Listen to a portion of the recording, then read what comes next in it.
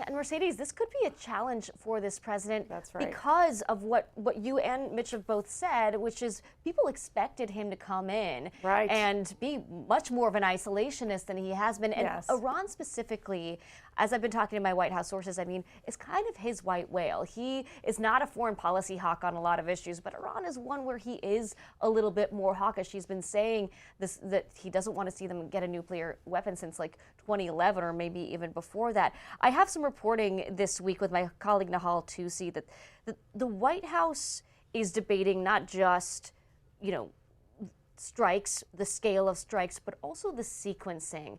They would prefer to see Israel take the first action, to give us more impetus to act, assuming that, you know, Iran would likely retaliate and it would help galvanize Americans behind the United States. Look, I got to tell you, the president had, I believe, one of the most successful speeches of his presidency just during the State of the Union just this week. The message for the American people, it's about the economy. It is about making sure people can feel the economic benefits of President Trump's economic policies. I think that if the administration moves towards what you would say more military tactics, a more aggressive posture into Iran, I think that that could be detrimental for Republicans going into the midterm elections. I agree with Mitch. Look, I lived during that President George W. Bush. I was there at that during the White House time there.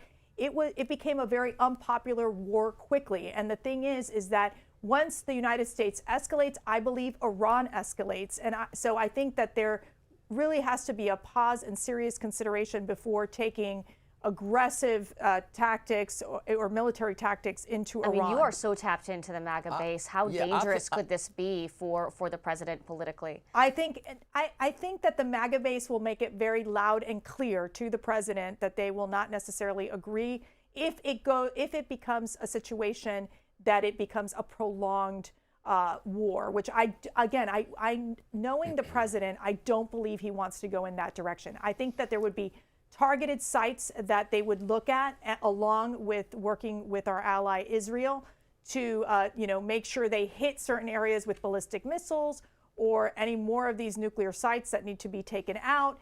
That I could see happen. However, we have to remember right now the Iranian regime, they are dispersed. They're in different secretive areas. So if one area falls, another leader can pop in. And the opposition, they are not organized enough. They don't know who their quote unquote leader will be if, for example, the regime were to fall. Yeah.